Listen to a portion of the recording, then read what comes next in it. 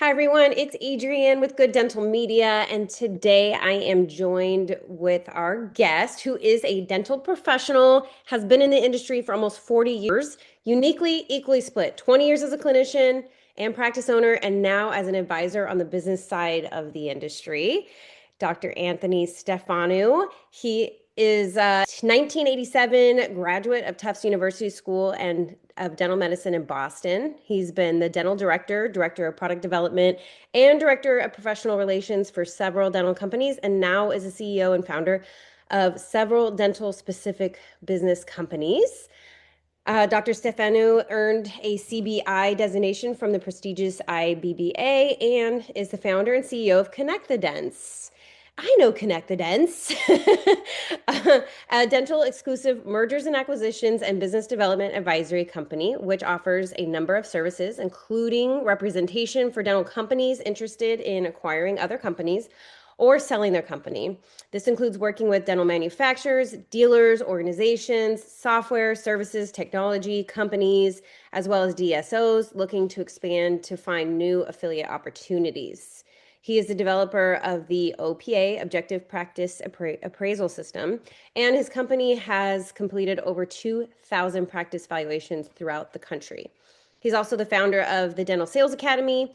It's a subsidiary of Connect the Dents and offers the flagship workshop, How to Sell Your Product or Service to Dental Offices, which has now been taken over by 35,000 people from 300 plus dental companies. And he's been the keynote speaker at over 100 dental company national sales meetings and offers several types of business development workshops 3 to 4 times a year at his New York office. Dr. Tony is also the founder of a fun dental trivia company, appropriately called Trivia Dent. I love the play on words. He can be reached at tonydmd@gmail.com. And also, you can check out the website connectthedents.com. Nice intro. Tony, thank you so much for joining me today. Thank you, Adrienne. Good to be here. So let's I joined the group Connect the Dents because first off the name just alone really just resonated with me. I loved it. And being in the dental industry for 20 plus years, this just felt like home to me. So I had to just say that initially. But yeah, I mean, I wanted to talk about the business side of this industry from different aspects. Again, I came from the media side, so I've seen all the specialty categories and what each company was doing on the technology side, growth, development side. But it's nice to kind of be in the back end now and see more about entry level and what things are going on. So yeah, I wanted to. You said many times before that a company that is maturing and through their initial growth phase should either buy another company or sell a company. What do you mean by that? Yeah, it sounds funny when you hear it, but before I get into it, by the way, the name Connect the Dents, I was Love looking it. for a name for a company that would be about really bringing everybody in dentistry together, so to speak. And for some reason, I didn't really have a name that I was excited about. And I was having a few beers one day by myself at a happy hour in New York City, and somebody said something about connect the dots. I'm connecting the dots. And I was like, oh, there it is, like Yep. Connect the Dents. And I ran to make sure nobody had taken that domain or nobody had that name Yeah. and it was available. So that was it. It was over. So anyway, And so how to many answer the years ago was question, that? How many years ago oh, was that that? was almost 15 years ago now. Oh my Yeah, goodness. I in love the it. early 2010s. So we've been around for a while. Yeah, so to answer the question, I was at a business, nothing to do with dentistry, but at a business conference that had a panel group here in New York City many years ago. And they were talking about small businesses. And one of the experts, who I forget his name right now, but renowned guy, basically said, well, I think what people miss the point on is that when any small business gets to a certain point after, like, there's a life cycle of a business, right? And it has a curve, a life, curve, which everybody can kind of relate to. And we could explain that in a minute. But after the initial growth phase, it would be wise for company owners, regardless of the industry or the type of company it is, to consider doing one of two things. That's when you should either considering buying another company, kind of merging them in, or actually selling your company. Because the life cycle, and so people always say, okay, so that sounds weird. Like, so either sell or buy another company. Like, why? Why? What do they do? And the answer is that what most people do is they go through the initial growth phase. And if you didn't look at the life cycle, you'll see most companies the first few years go up, get some momentum, and after 10 or 12 years, they plateau. And then down the road, they end up dipping a little bit. So you kind of have this, goes on. So when you're at the top of that, what most people do is they just keep doing what they're doing, thinking, well, I'm not going to be like every other company. I'm going to continue to grow at this level. And so you don't do anything differently, really. Instead, it's almost inevitable that you're gonna follow the path of what most company cycles are. And so when you get to a point, what a lot of companies will do if they do anything is they'll start to sink a lot of money into marketing. Now, I am not anti-marketing. I don't have a problem with marketing. Yes, you have to market. You have to do it smart. You have to budget for that. But what most people do is they rely on that for continued strong growth. Marketing, regardless of everybody's opinion of it, if you really just sat there and think about it objectively, marketing's a little bit of a crapshoot. Like in a dental practice, right? You market, well, you might get 10 new patients this month, you might get 50 next month, you might get nobody the next month. It's hard to argue against that, right? Instead, if a company just then made a decision on, okay, how are we going to grow? And they just sunk it into marketing, then generally marketing could be very cyclical and it's a little bit of a gamble in a sense. Instead, if they acquired another company, they're almost guaranteed that company's business, especially when an acquisition is done where the founder or the owner of the company stays on as well for a while, and the clients or the accounts are going to generally stay. It's been proven for decades, and it's no different now. So you're not gambling, but the same money you might put into marketing over a 1, 2, 3 year period, you can acquire another small company or even a competitor, and that allows you, in a sense, to be more efficient in continuing to grow. At the same time, it's also, if you've been able to build a company fairly quickly, get some market share, it's a hot sector, you might be better off even thinking about selling at peak value, which is right after your initial serious growth phase.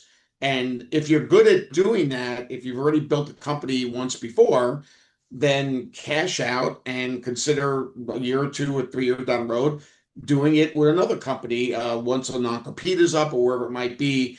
But there are a lot of entrepreneurial people that makes the most sense for as well. So that's why I say you should either buy another company or sell a company as opposed to doing nothing or just sinking money into marketing and hoping for that same explosive initial growth, which again is a little bit of a risk. Okay. So what should a dental company owner be thinking about immediately after a launch or at least within the first year or two of growth then? Yeah, I mean, I think people might say, well, it's kind of premature, but and I think the semantics of this is important. People always say, well, you start a company, you're a company owner, you're out there, you're launching, you're trying to get some growth in place. Let's just say you're doing a decent job of that, but there isn't a lot of thought about you're focused on short-term stuff. But really you should be thinking short and long term. People say, well, people generally have goals, but you see, goals are number oriented. And, there's a difference in goals and vision.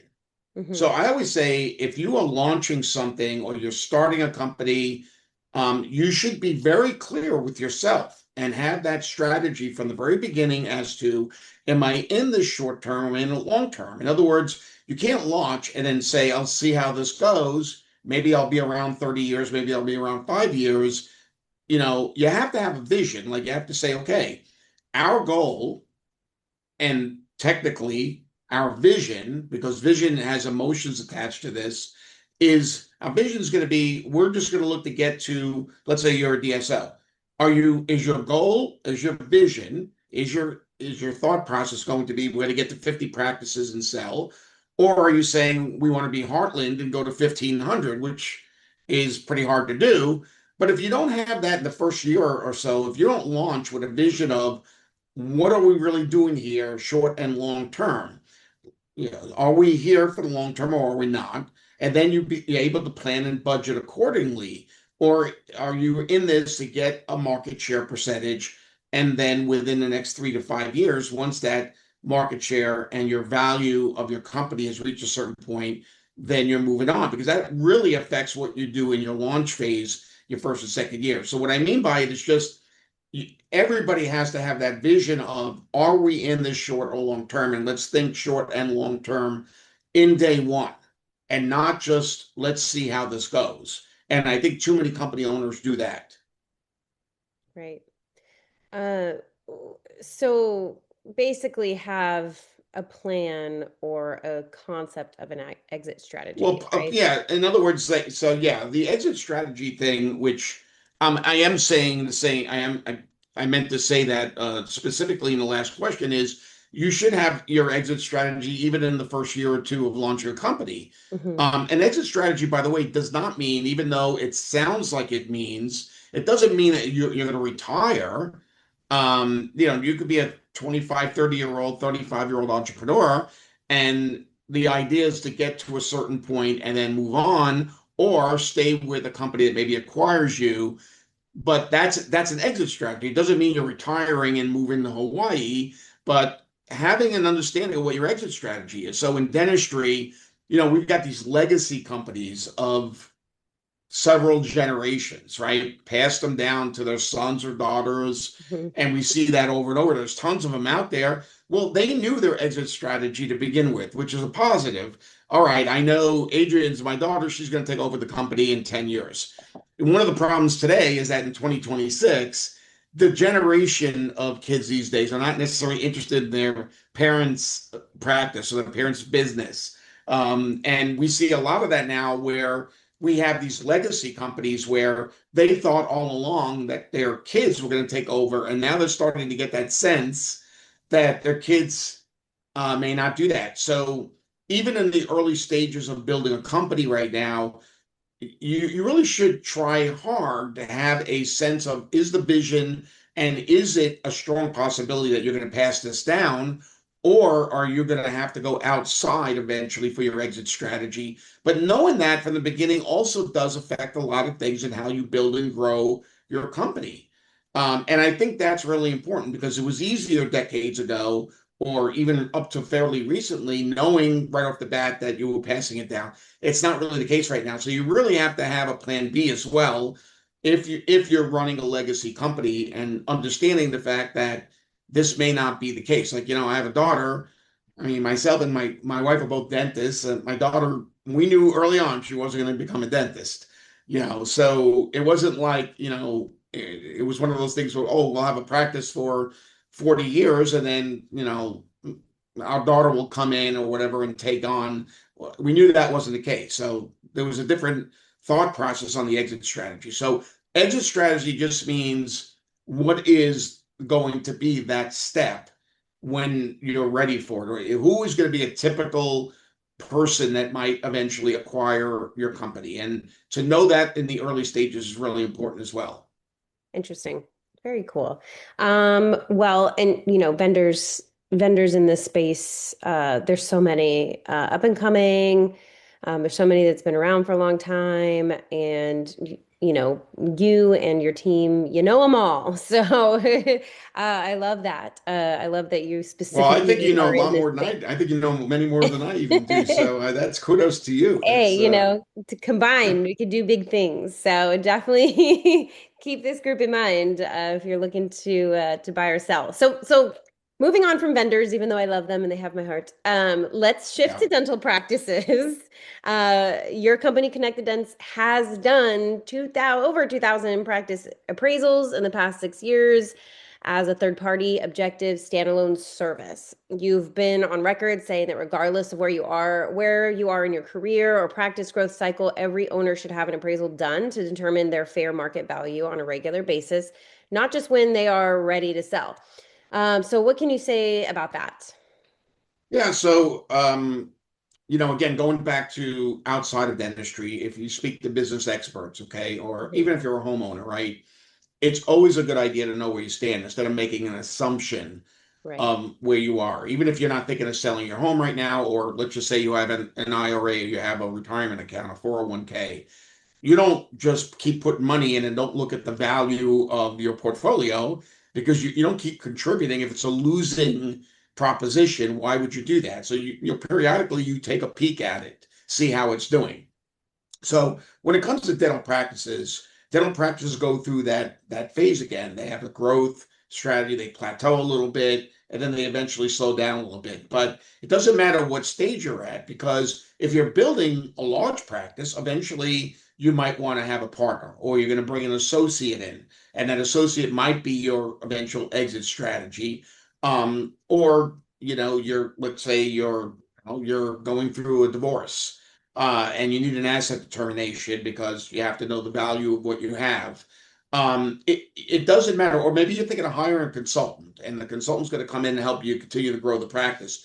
Well, an appraisal handles so many things because when you have an appraisal done, it kind of shows like what areas might be you're spending too much money in or you're not as efficient with, and it allows you to then understand what you should focus on as you grow. If you're bringing a partner in, you have to know what the buy-in amount's going to be. So you have to have an appraisal done.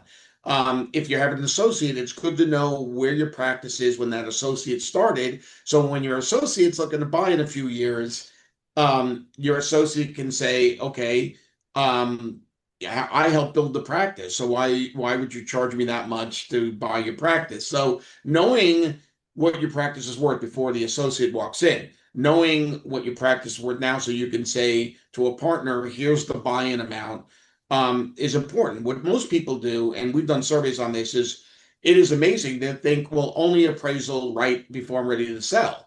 But even with that, there's still about 20% of practitioners never even have an appraisal. So they go on the market or they try to sell themselves, and they don't even know what their practice value is based on today. They're either making an assumption based on what was done in the past, which there's a different standard today than there was 10, 20, 30 years ago, or they hire an analyst or a broker to represent them, and the broker doesn't actually do an appraisal. They come up with an asking price based on a number of factors, but there's not really a fair market value determined.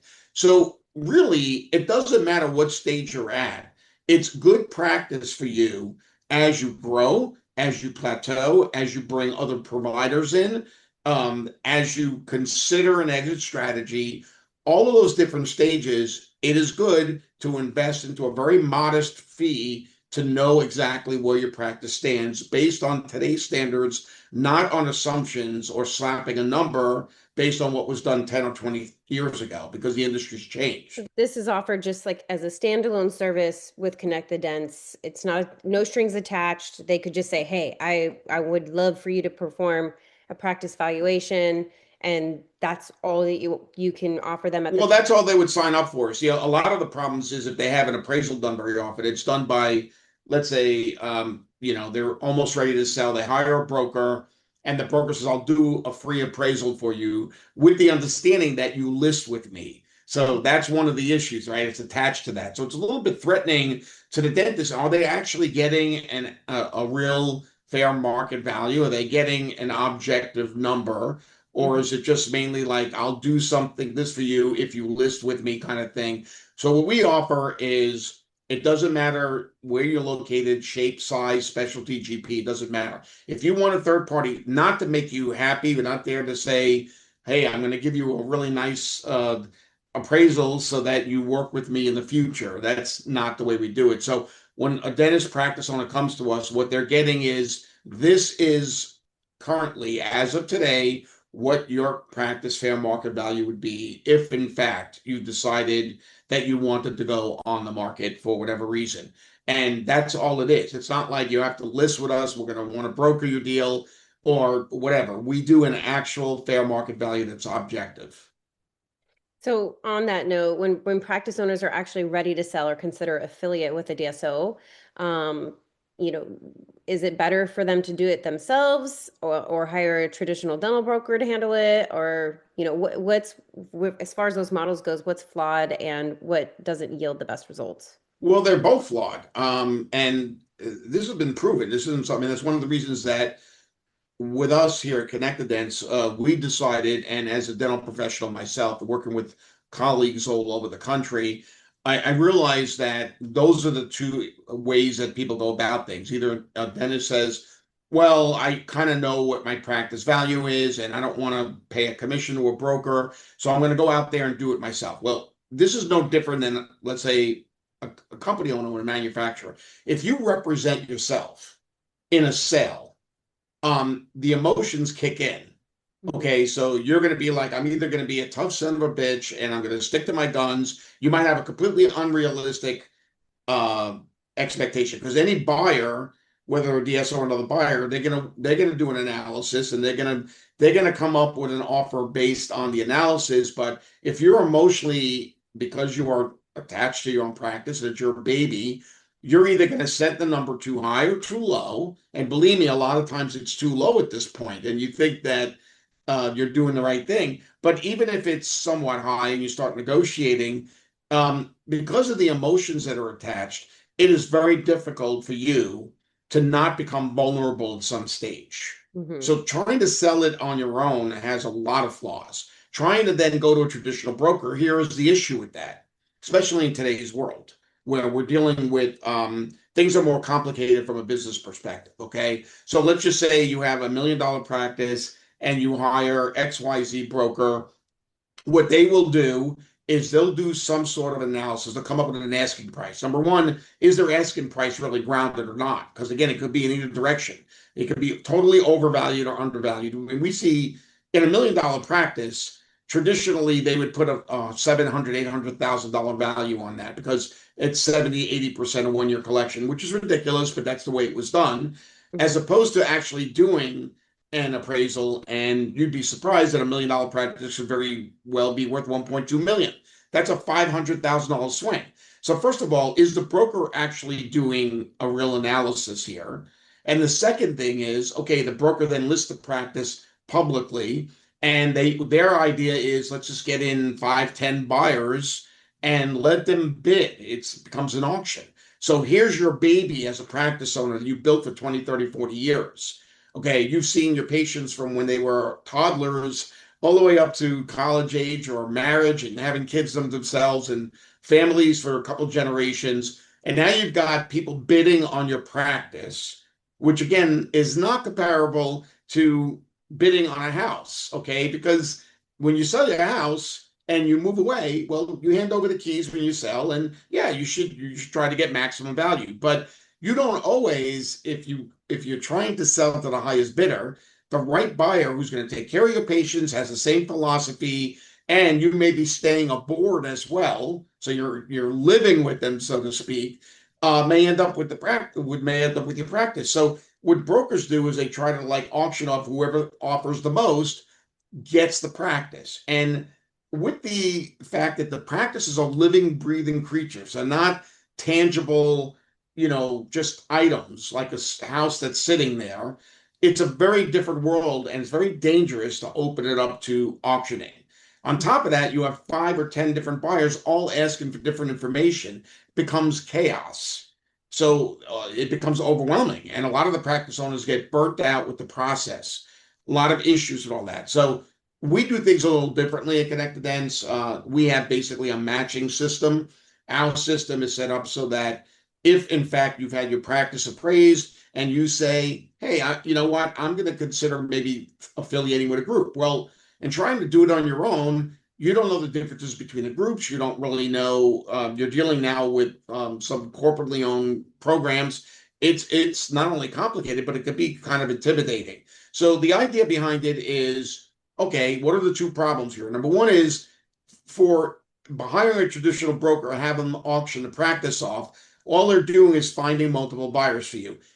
For that, they get 5 to 10% of your sale. You have a $2 million practice, you're going to be paying up to $200,000 to the broker.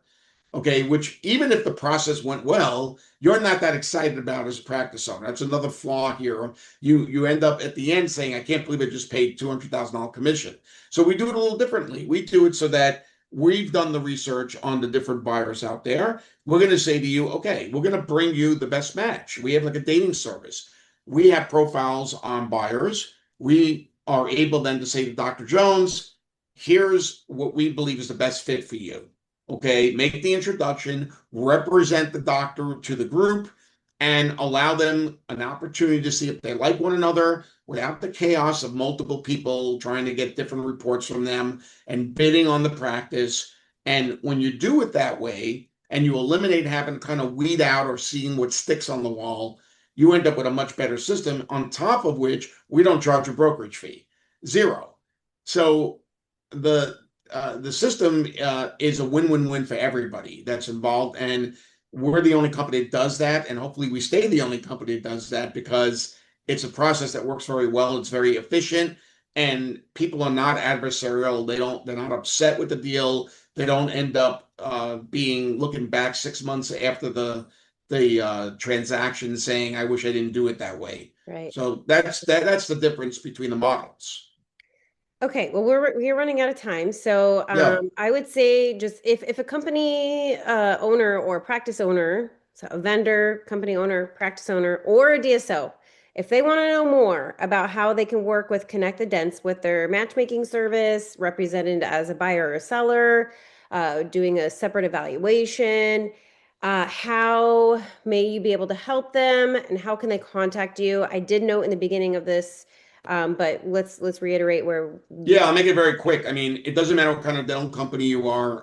If you're looking to acquire a company or possibly sell your company, everything's confidential. We follow strict M&A, merger and acquisition protocol and etiquette. If you're a practice or you're a DSO, you want to know how we can help you as well. Anything has to do with dentistry, we work at all different types of companies, different sectors. Just go to connectthedents.com, put in an inquiry to set up a consult, and we'll do like a 15, 20-minute Zoom call and chat with you, see what your situation is. And we're going to actually listen to your situation and then hopefully have some way that we might be able to assist you from that point. So it thank makes sense. you. It makes Yeah, sense to thank you, have Adrienne. you, have this organization that's been doing this a long time, hold your hand through this process. I feel like there's probably a good level of comfortability there, being that you are a dentist yourself. And I know your team. I know some of your team. There's some that I haven't even met yet, but the team that I have Yeah, met seem very professional and knowledgeable about this industry, have all the right contacts. So it definitely makes sense to reach out to Dr. Stefano. You can reach out to me, whatever. Just make sure that you make the call and get things going, because there's a lot that can be done that you're probably not even aware of in this industry for sure. And thank thank you so you. much for taking the time to meet with me. Thanks, Adrienne. And thanks for Great. listening, everyone. Have a good Thank day. you. Take care. Bye.